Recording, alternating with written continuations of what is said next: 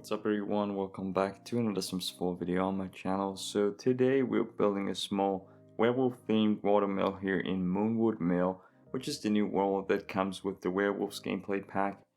I also thought this video would be a good opportunity to talk about the new pack itself, because I had some time to look at the new objects while building this.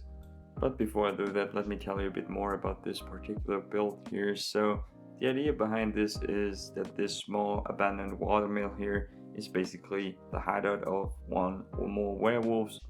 So I built this on the smallest available lot in Moonwood Mill, which is a 20 by 15 lot, but I thought it's sufficient space for a small watermill like this. But the main problem here is, as you can see, there is no real river here, just because we don't have rivers in Sims yet, at least without mods. But I just thought maybe it has dried out and formed this kind of pond here. So this build uses two different packs, which is Cottage Living and of course the Werewolves expansion. This time I tried to limit the packs to a minimum, which was possible in my opinion, because both packs offer sufficient items for this particular kind of build here. So Cottage Living was not really necessary for most of this build, but for one particular item, which is the water wheel, because it's a debug object from Cottage Living, so you can't build a water mill without Cottage Living. If you're a very skilled builder, you could probably build a custom one with debug objects from base game or other expansions, but this is the easiest way, and in my opinion it just looks very good, so I wanted to use it when we have it. However, there is one thing that bothers me here with the water wheel, which is basically that it moves when you're not in build mode, which is a nice touch for newer builds, but this one here should look abandoned, and there is also no river that's flowing there, so it kind of doesn't really make a lot of sense here. So this build took me about 4 hours to complete, plus some additional 2 hours to do playtesting and make sure everything works. So if you want to download this, just make sure that you turn on all the cheats beforehand, just to be sure that everything works. So for this build I wanted to use as many objects as possible from the new gameplay pack. However, the wooden paneling you see here is from base game, and what's also kind of strange is that the bricks we get here are also in base game, but they also come with new gameplay pack for some reason. I mean, there is a minor difference between them. The one from base game has some additional kind of framing detail around the corners, but in terms of color and pattern, they're basically the same, which is kind of lazy in my opinion, because we only get, I think, 3 new wall patterns, of which 2 are brick, which is kind of lazy in my opinion, because the other brick one is basically just a new version of a previously existing one from base game as well. The pack also comes with only 1 new floor pattern, which I think is alright for a gameplay pack, but I didn't use it here. It's a nice pattern actually, but I couldn't find any use in this particular build here. So at this point I was pretty satisfied with the overall shape and look of the house, also the color scheme, but I had to figure out how to connect it to the other side of the ditch here, which I didn't consider beforehand. So the problem here was that I built the mill diagonally, which is always a hassle when you want to use stairs or ladders, because you can only rotate them by 90 degrees and not place them diagonally as well. But as you can see here, I found the solution and I actually like how this looks now. But you will see that later on with the interior, when I had to place a staircase or a ladder to get to the second floor, it was really problematic. So at this point I was also pretty happy that I found a use for this water pattern here, which is from base game. I like the look of it, but you can't really use it for bigger ponds or lakes because it just doesn't look good, but I think it's very fitting here. But again, I don't like that the water wheel here is moving when you're playing with this, just because in my opinion the water wouldn't be that mossy if the wheel would actually move. So at this point, the exterior of the house was basically finished, and I started landscaping by placing down some large trees here and some other key objects that I wanted to use. Of course, I added some additional details to the house later on. There are some very nice wall patterns in the new gameplay pack, which you will see later on. So concerning the roof of this build, I wasn't so sure at first if I like this pattern here. So the new gameplay pack comes with 3 patterns, of which 2 are actually sheet metal and 1 is this mossy shingle roof here, which has also some nice swatches to it, but I wasn't too sure at first if I actually like the roof, just because I feel like the texture is a bit too flat. But while building this, it kind of grew on me, so I think it has its place in the game, and I also think it looks quite nice on this particular build here. So from a building perspective, I have to say that this pack offers a lot of nice and usable objects, but for me it's not really what I would associate with werewolves. So personally, I hoped for objects that are inspired by like 19th century Britain, or maybe German Black Forest architecture, because I think this is more werewolf-like and would fit the overall pack a bit better. This is just my personal opinion, but I also think the new world is kind of boring and generic looking. I also don't get why everything looks so rundown there, and there are no normal buildings. It's like werewolves are just completely destroying everything here, but they turn back into humans for most of the time, so this doesn't really make sense for me. And again, this is just my personal opinion. I also haven't done any gameplay in Moonwood Mill, so I'm not sure what you can do there, except from what I've read and seen in reviews by other people. But as I said, there are certain objects that I really like. For example, the windows here, the door is just amazing. I like the telescope that comes with this pack. But for me personally, the best part about this pack is the debug, because there are so many nice debug objects in this pack that I see myself using a lot in the future. Especially the trees and the plants are very nice. I think we get like 4 or 5 different trees and some plants that are very unique. They kind of remind me of some plants that come with Snowy Escape and also Island Living, but I think they're a nice addition to the game. There's also one debug object that kind of looks like a patch of moss, and I especially like this one just because we can add some extra detail to the ground, which is not that easy even with terrain paint. The pack also comes with a lot of new trash objects that I also like a lot. For example, different types of tires or destroyed wooden fences like we had in base game. They're not only debug objects, they also come as kind of furniture, because we have a stool made of old tires, for example, which I didn't use in this build, but I kind of like it. But I'm gonna talk about the interior and the furniture objects later on when I'm moving on to the interior.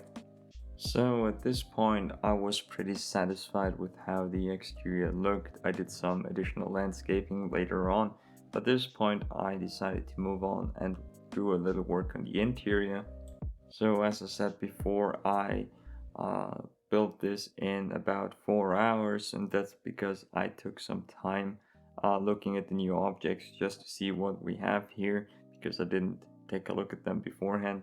So the pack also comes with these new curtains. They're called tarps, and they're actually tarps. I'm not really sure about them. When I first saw them, I thought, yeah, they're a nice object. I think I'm gonna like them, but the more I try to use them, the less I like them. I think the swatches are also not that nice. I don't know, maybe it's the lighting on these very dark lots here in Moonwood Mill, but I'm just not a huge fan of the tarp curtains here. I really do like the couch here. It's a very nice object, and also the bookshelf. I see myself using those objects a lot in the future. However, as you can see, I used the bed from Eco Lifestyle, which is not a normal bed, it's a recycled one, so you have to cheat this bed to get it. and on the gallery it says it doesn't use any objects from Eco Lifestyle, so I just wanted to give you a heads up. If you plan on downloading this, it needs Eco Lifestyle, or it will probably delete the bad in your game at least.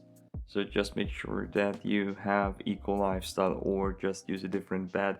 And that brings me to the next aspect of this gameplay pack I wanted to talk about.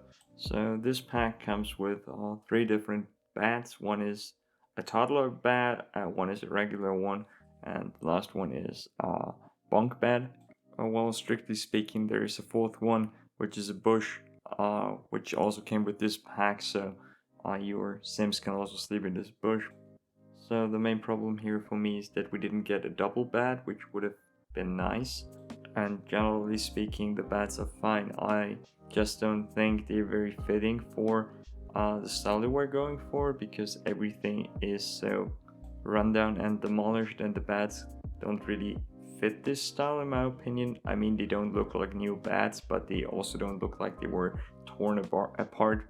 And I think a nice addition to the game would have been, instead of a normal bed, maybe just some blankets on the floor, or some kind of a mattress that's just lying on the floor, which would be a bit more fitting in my opinion for the general style they were going for with this pack. So this is also the reason why I used the recycled bed from Cottage Living, just because in my opinion it's the kind of bed we should have gotten. It's not exactly like I wanted it to be, but I think it's the best solution here for this particular build. So at this point I wanted to ask you guys, what do you think about this pack? Let me know in the comments below as always. So as this build is actually an old water mill, I wanted to make it as realistic as possible, and the new pack also comes with a nice set of gears, a pile of destroyed gears to be more specific, and I used them in combination with a different wheel. I think it's tractor wheel or something like that from Cottage Living, to kind of indicate the destroyed mechanism of the watermill that has been here before, just to make it a bit more realistic and add some additional detail to the build. So the upstairs is basically the bedroom and the bathroom, as you can see here. However, the bathroom is very small, as you can see, but it is also fully functional, so I play tested it like most of my builds, and you shouldn't have any issues if you want to play with this. So as I said, I tried to make this playable, but one thing that was really nice while building was that I didn't have to pay too much attention to making this house look like a normal house, because first of all, this is an old water mill, and secondly, it's also a werewolf lair. So basically this house doesn't have to look normal. So one thing that I feel like is very helpful for furnishing houses or also building full houses is to try to imagine who lived here or who lives here, and how all the things came together. So in this particular case, I feel like this mill was abandoned by the family living here a long time ago, and most of the furniture here are leftovers from the miller who lived here prior to the werewolves who moved in later on, maybe after years. So this is probably one of the best parts about the new gameplay pack. It comes with a lot of very nice new wall art. I think it's considered wall art, but basically it's a lot of different cracks and old wallpaper that's falling off the walls, and there are basically 2 different versions of this. One is for walls and the other one is floor destruction. So the swatches here are basically not colors, but rather different kinds of destructions. For example, those claw marks you see here on the walls, there are different ones for like stone or wood or also wallpaper, so they kind of fit different surfaces as well. But there are also, as I said, cracks, for example, included for your brick walls. However, it's a bit disappointing that there are only 2 different ones for brick walls, and only, I think, 2 different ones for wallpapers. But overall, a very nice addition to the tools we have for making things a bit more destroyed or abandoned looking. There's also one swatch that kind of looks like mold, which I also used in this build, which I've never seen before in The Sims. We have some kind of water stains, which are also very nice, but the mold is a bit different. Again, I'm a bit disappointed that there's only one variation of the mold, but I'm glad that we have this one because even though it's just one variation, it's very useful in my opinion. So this is now fully functional, as I said before, but it wasn't at first because I didn't add a fridge and also no counter space, just because I was more concerned with the looks rather than functionality. But then I decided that this should also be functional, of course. So I added a fridge later on and also some counter space, so your Sims can actually cook here. At first I was going for off-the-grid lifestyle because I used, I think, only off-the-grid furniture here, so you can totally play off-the-grid if you want to. And I thought it would be possible to like buy or gather ingredients for cooking, but apparently you need a fridge, so I had to add one to make this actually usable. So I'm not too familiar with playing off the grid, but let me know in the comments if there's any way of like scavenging food or finding food somewhere so you can cook without a fridge. I also added some additional counter space when I finished recording because I basically forgot about adding counter space, which is weird. But now there is some for cooking purposes, so the last thing missing was basically just a sink, which I also added later on. So at this point the house was basically finished. I just added some additional decorations and also some more debug objects also as decorations to make it look a bit more inhabited. So in case you're wondering why I didn't use the red shelf for this build, the new gameplay pack basically was buggy as hell, so the world wouldn't load with any mods enabled, so no mods could be used. But to be honest, I didn't really need them anyway, so it didn't bother me too much. It was just a bit annoying to restart the game every time when you disable or enable the mods, so that was the only issue I had with the new expansion. I don't know if you encountered any problems, but let me know in the comments below if you did. So at this point I didn't realize that I had covered up the whole ladder area, so there was basically no way your Sims could reach the second floor, which I also fixed later on. But I was just so focused on building this rabbit cage slash food storage here that I didn't consider the ladder anymore. So that's it for today. I hope you guys enjoyed the video, and if you did, please leave a like and consider subscribing if you're new to the channel. It helps me out a lot. See you guys next time. Peace out.